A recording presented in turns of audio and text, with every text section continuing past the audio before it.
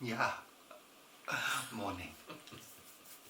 Morning, afternoon, evening, whenever. Night time. All the time zones around the globe. The beautiful globe that we live on, which is called the Earth.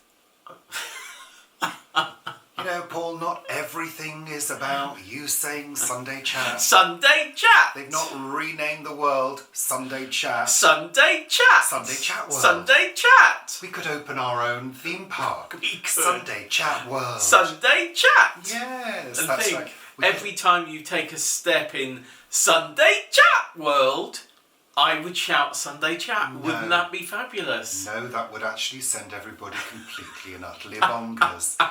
No, what I was going to say, better than that, they'd have like an animatronic version of Sunday chat. Sunday chat! And maybe they'd have one of those things that, you know, you put a penny in.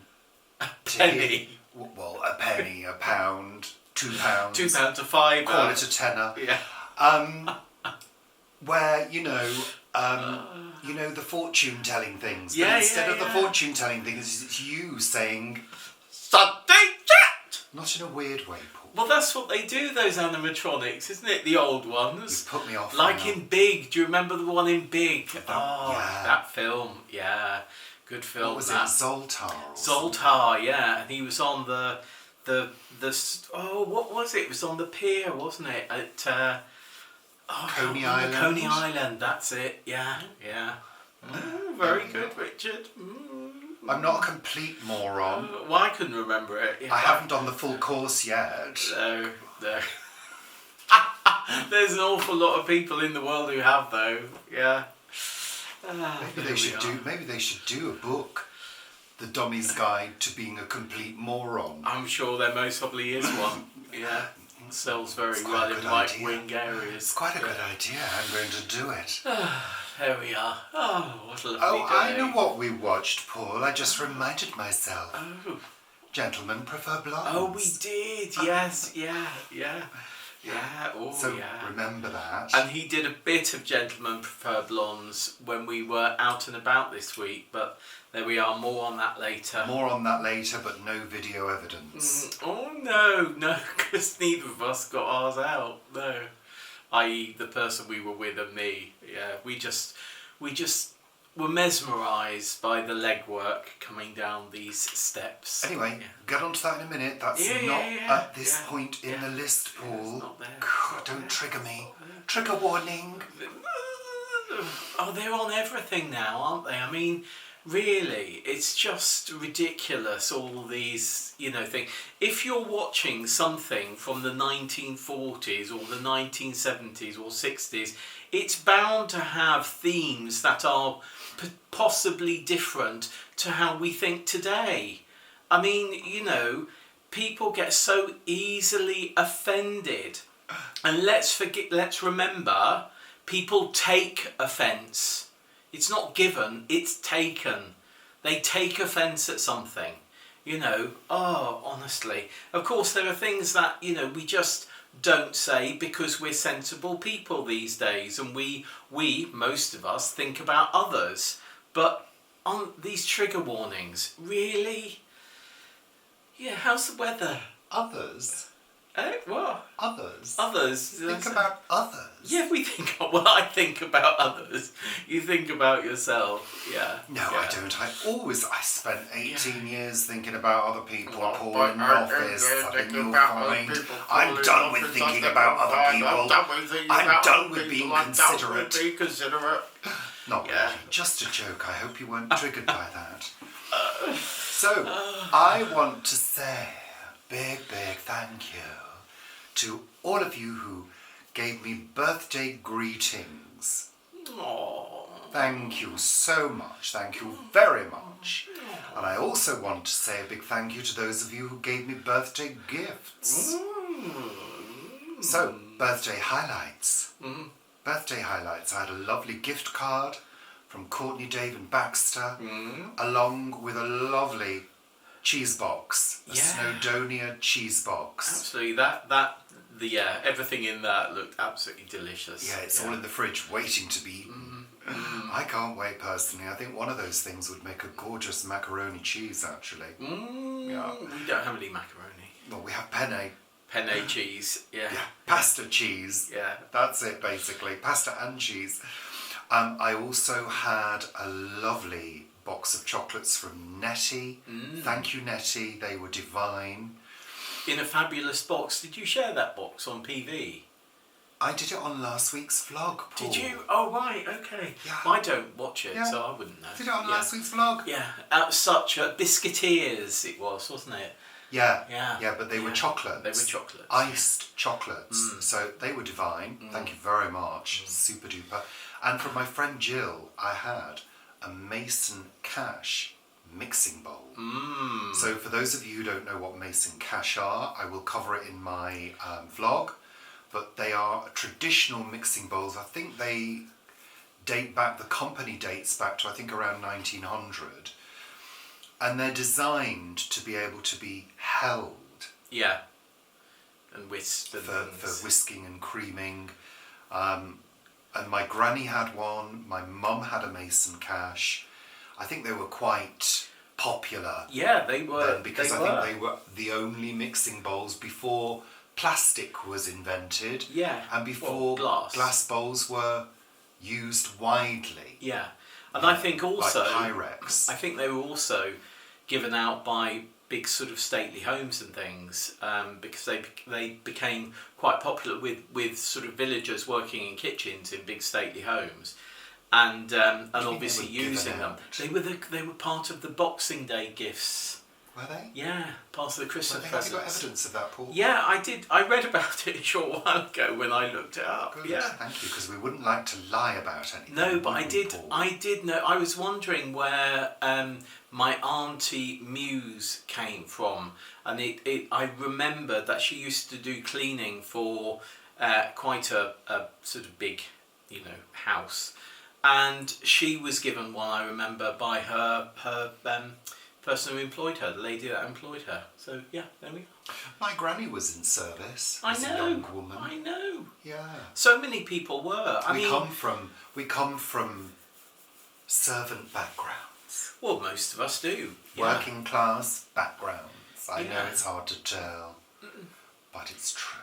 But it is. I mean, we've seen it all with Downton Abbey and things like that. These big houses would employ half a village, if not the whole village. And of course we sort of see the changing of the times in To the Manor Born, where she's shrinking her household and doesn't have the servants and the grounds people that she used to have. Ned in that, old Ned is one of my favourite characters. Yeah, anyway. Oh, segue.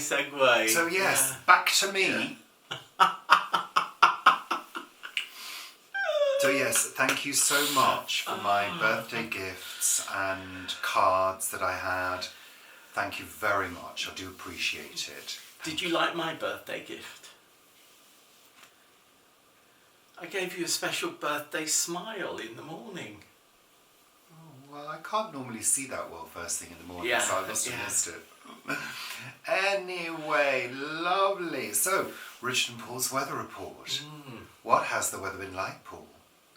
Well... And of course, we're covering a couple of different areas. Well, in London on Friday, it got up to 26, 27 degrees. But... very sunny. However, we were down in Swanage. And I think it was about 21, 22 degrees, something like that. Very blustery though, very blustery. So yeah, it was lovely. But this evening, this is Sunday, we're filming this, it's going to get down to 6 degrees. I mean, 6 degrees in September overnight is a pretty low temperature. But it's currently gorgeous. It is. It's gorgeous. Sunny. Slight breeze. The weather today said overcast all day, and actually there's blue skies, pretty big fluffy clouds, and lots of sunshine. So we will see. Let's hope it doesn't get down to 6 degrees, because it might even go lower. Well, they did say, didn't they, on the weather report, that there could be frost in rural areas. Of Scotland. Scotland! Yeah. But maybe even, if we get down there, rural areas in England and other countries too. Have you got any plants that are particularly sensitive, Paul, at this time of year to frost? Well, our cheeky prints are, of course, and I am thinking of putting some fleece over them. We've got cheeky prints, We've got cheeky prints, yeah. So that was a mix. Yeah. Whatever you call it in the cheeky popular curry. sex world. I don't know much about that. Cross-pollination. Cross-pollination, that's it. Cheeky Prince, it was Crown Prince and Cheeky Curry. And I named it Cheeky Prince. Yeah, you're very clever. Yeah, I know.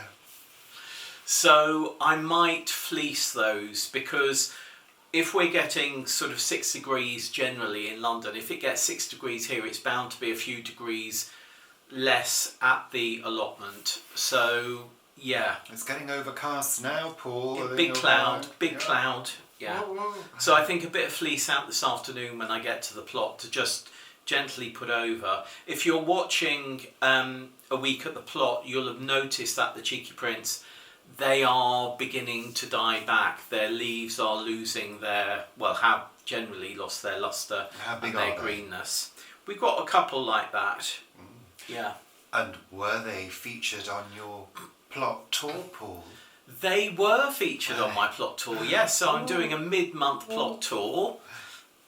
What? And you want me to do something with that? Yeah, link to it. All right. So so do have a look at the plot tour. It was sandwiched in this week. We've done quite a lot because there's been a busy week, because we had Sophie down last weekend, and then we were going to Swanage. It's been quite a sort of compacted busy week this week. But yeah, plot tour's there, so do have a look. Yeah. Lovely. Thank you for that, Paul. How delightful. But it does look, going forward, as if the weather's going to pick up a bit. It's going to get a little bit warmer into next week. So I think before that we might have some rain, though, I read. So, which actually wouldn't be a bad thing. And it kind of feels as though autumn is going to take its time, actually. I think there was an initial change of some of the trees. I know that the birch tree out there is starting to go, but its certain branches have gone brown. And I noticed on our drive down to Swanage and coming back that there are quite a few trees that clearly have changed completely, but probably due to stress. Yeah. I think. Yeah, because we had such a hot, warm and hot, but very, very dry period over the summer and late spring. A lot of the trees, what they do is they sort of go, we're going to stop feeding this branch. So you will see a branch just sort of, dies back. Well, sometimes the branch itself dies back and drops off. Absolutely, which we've had at the allotment. So we know there's fortunately not over any plot, but we keep an eye on that and know what tree work we need to do over the winter months. However, there's quite a bit of tree work that needs to be done professionally this year. We haven't had big tree work done for quite a while. Of course, it's very expensive for the charity to do that. It costs several thousands of pounds to have tree surgeons down for several days to work, but it's needed. So yeah. But yeah, we've had that sort of start of autumn, but I think you're right. It's the trees and other things are taking their time now. But the amount of berries, I know we've said that before, the amount of berries that we saw driving along. A lot. I mean, just amazing. I was watching a video of a forager. She's been foraging for 20 or 30 years, and she said in that she had never seen such an abundance of berries and fruit on trees this year. Our sort of like hawthorns and things like that. And we were coming back and we saw some amazing, really bright orange ones, didn't we? Which were on shrubs rather than rather than wild shrubland. These were on proper shrubs. But yeah, looked really, really lovely. But I think that bodes for a cold winter. I really do. Let's hope you're wrong, Paul. So, as we mentioned, we went down to Swanage to visit Vivi Gregory of What Vivi Did Next and Vivi's Kitchen Cottage. Kitchen garden cottage. By the sea. By the sea, not in the sea. No. And we had a lovely time. It was really lovely. Lots of walking, lots of observing nature and wild seascapes and landscapes, and it was all lovely. But I'm going to be featuring some footage of that trip in my vlog this week, so that will be out on Wednesday. If you can't wait until then follow us on social media, on Richard and Paul, Instagram, our coffee supporters page, and also Planet Vegetarian. That's a Facebook group by Richard and Paul. Richard and Paul since 2017. That's contractual. So have a look on there. You'll see a few snaps, and they'll be probably out by the time you see this video. There's a big squirrel on next door neighbour. Oh, he's just jumped on next door neighbour's garage. Just been sitting there for about 5 minutes, which is unusual. We did have a really lovely time down there. Thank you, Vivi. And we'll come on to Gentlemen Prefer Blondes a bit later, and Richard can tell you it's one of his favourite films. But we were at Durlston Country Park, and there's a huge globe there, which is really impressive.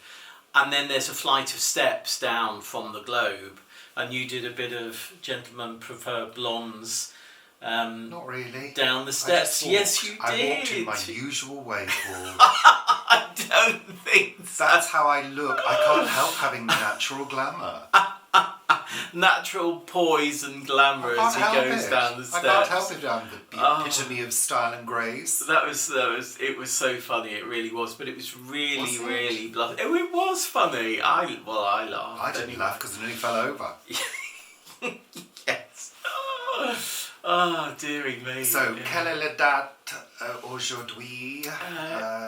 It's the 21st. 21st. 21st, yeah. We're nearly at the doodah.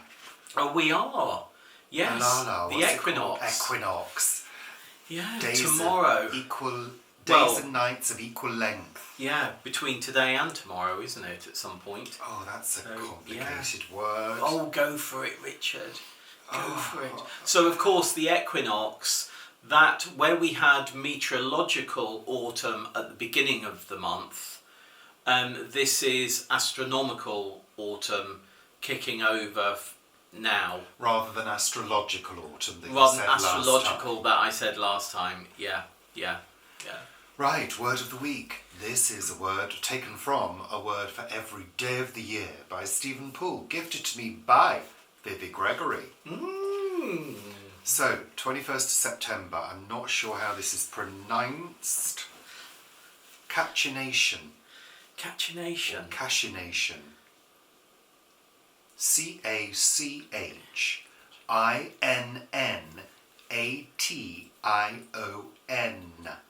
Cachinnation. Cachinnation. Cachinnation. Any clues, Paul? Any ideas? Cachinnation. No. Cachin. Yeah, I've done that. That's sort of like something to do with a cow, isn't it? No. Cow is vash. Oh, vash. Yeah. No. Cash. Cash. What's cash? Cache. Can't remember. Must be something derived from that. Okay, let's just move on, shall we? And give the definition. We have all encountered someone who laughs too loudly and too long, cackling like a demented thing at the slightest provocation. Such a person is guilty of Cachination. I think it's cachinnation. There From we are. the Latin, cachinare. Cachinare. Or cachinare. I don't know Latin, so cachinare. E-R-E? A-R-E. A-R-E. A-R-E, Cachinari, yeah.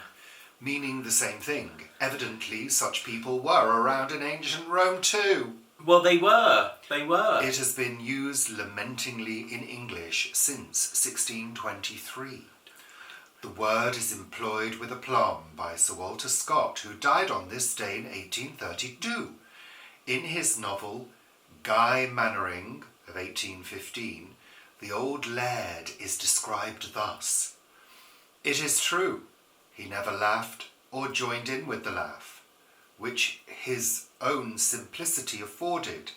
Nay, it is said he never laughed but once in his life, and on that memorable occasion his landlady miscarried."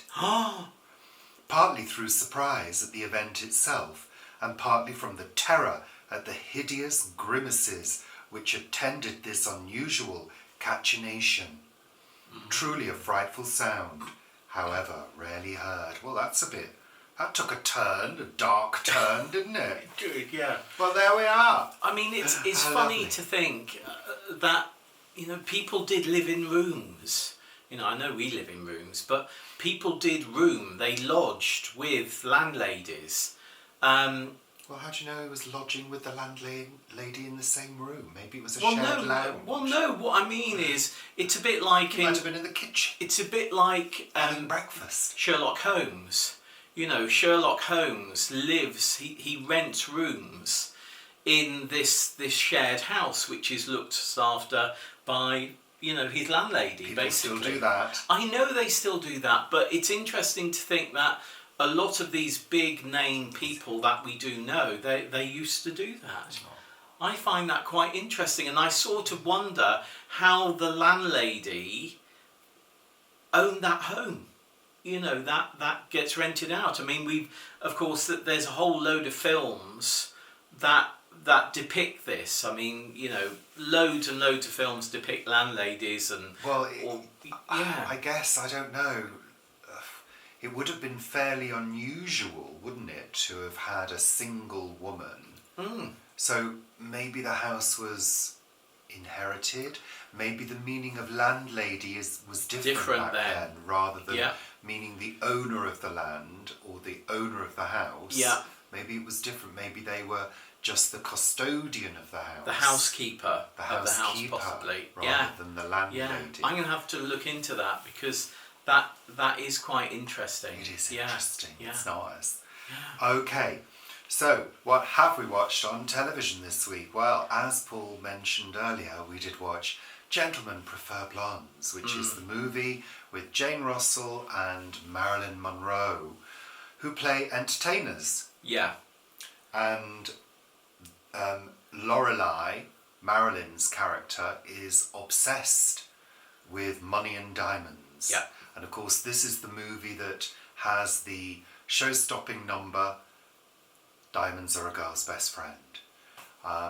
The thing I love about this movie, it's shot in Technicolor, and especially watching it now in high definition, for me, it is I spend the first 5 minutes with my jaw open each time I watch it, because the filming itself and the colours and the costumes and the makeup is just as near to perfection as anything can be.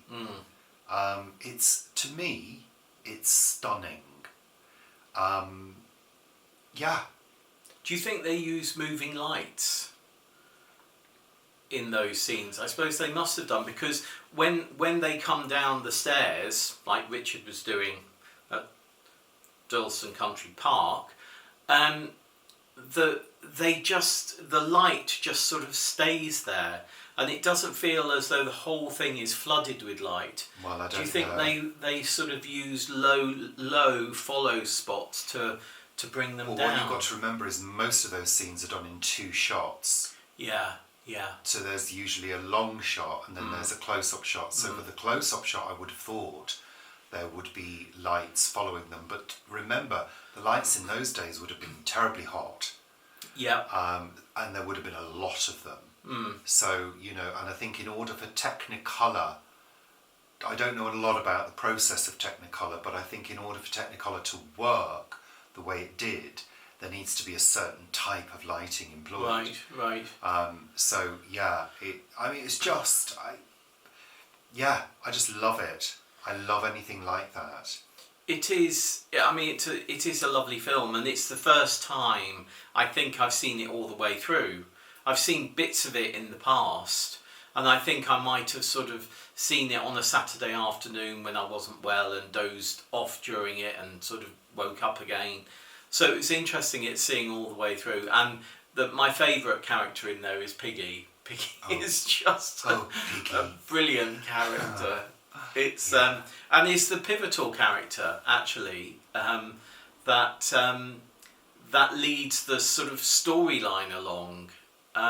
So you've got their two characters which are the leads, and then when Piggy gets introduced and things happen, it's the story threads around something there. It's just very entertaining. It's very entertaining. Anyway, let's move on because we don't want it to well be worth too long watch. today. We watched it on BBC Two, but I'm sure it's on streaming platforms. So it's on iPlayer at the moment. But I think you're in the UK, if you're going to watch it, watch it on a good TV.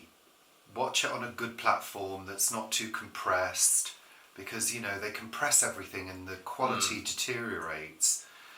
So you really want to watch it on a good screen, Yeah, if you have a good screen. I mean, our screen is just a bog standard HD screen. It's not 4K or anything like that, but it sparkles, literally sparkles, and it's so beautiful. Anyway, Bake Off, Bore Off more like. Yeah, I can't remember that there was. I remember who left, and that was a shame.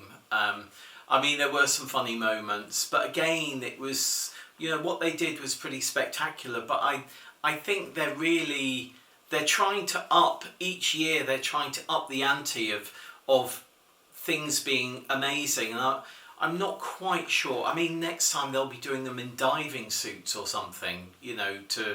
I don't know. It's losing its charm. I'm literally over all of those kind of shows. I really am. They just don't inspire me. You like the laughs, but there seem to be fewer of those. I only laughs. like it when they make a beautiful thing and then drop it on the floor. Yeah. Yeah. That to me is fun. We continue with The Good Life, which actually I find as it's gone on, the later series are much better than the earlier ones, because we're getting to know more things about people like Margot, Yeah. Margot's the funny one, Tom, it's just not funny. What's her name? Barbara. I mean, she just got off on looking cute. Yeah. Really, that just was like it. me. Yeah. So we continue with that. Yeah. But it was a good episode last night, and it's interesting because you say about we see more of the characters, and in this one there's an awful lot of chat about weight, larger women and women losing weight, and how they didn't want too many people to know if they were on a diet or something, and I thought that was quite interesting. It was quite a social relevance that was hit in that show, I thought. So, yeah. Yeah, and I think it's kind of almost got to the point where it's trying not to be too sexist as well, because I think the earlier series and the earlier episodes, very sexist in many, many ways. And, again, playing on that thing of Barbara being all cutesy in her overalls and, oh, look, a woman, oh, she's trying her best, and being put down by Tom all the time. So, yeah. I don't know, it's interesting. It seems to have moved on from those kind of jokes, which I don't think were being deliberately sexist, but had sexist, to me anyway, and I'm not a woman, obviously, so I don't really know, but to me it felt sexist, Yeah, and the other interesting thing is always that when, what's his name?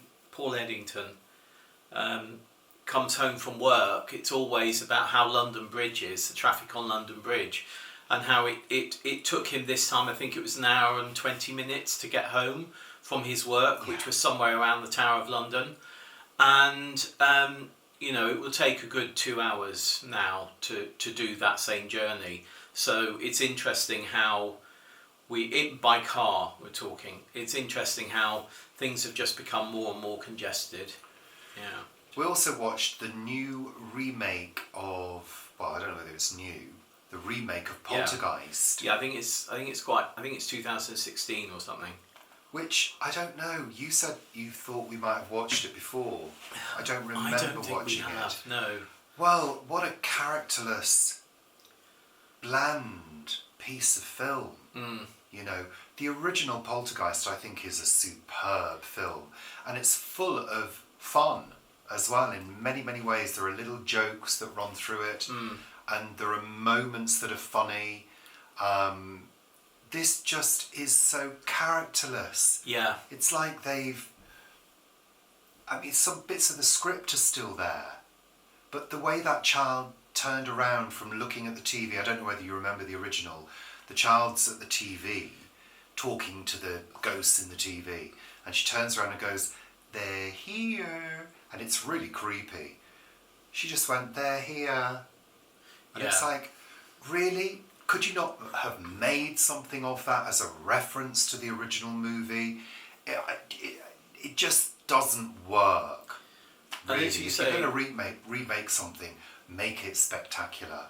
As you say, that there's a lot of humour in the original, and you know, it's not laugh out loud, but there's humour there, and they in this remake they've got some actors who are really good at comedy, but that didn't seem to be utilised, and it seemed to be thrown away by either the script or the director or both. Yeah, it just to me it just didn't work. So there we go. We'll park that one. Yeah. So that's it for this week's show. Yes, that's it for this week. Just a short one. Sunday chat. Yeah. So we're going to say goodbye and thank you so much for watching. We hope you enjoyed this short episode. And of course, there will be more videos out this week. There will definitely be a cookery video because I can't wait to use that Mason Cash mixing bowl. So goodness knows it might be another cake. Ooh. Although we haven't got any butter, so I have to go to the shop. You go to a shop? Can I get butter online? I think I'll need to do some shopping this week, so there'll be a quick pop to our not quite so local Lidl. So looking forward to our local Lidl reopening in about 6 weeks' time. Because then I can, I walk to our local one. I might go twice or potentially 3 times a week and walk and with my backpack and all of that. That's absolutely fine. But our one that's open at the moment is a bit of a drive away. So, but if you need butter, then I'll trek. Thank you, Paul. So, thank you very much. Bye for now. Take care of yourselves. Toodle pip, au revoir. And next week, normal service will be resumed in terms of publishing time. So, there we are. See you soon. Bye. Bye.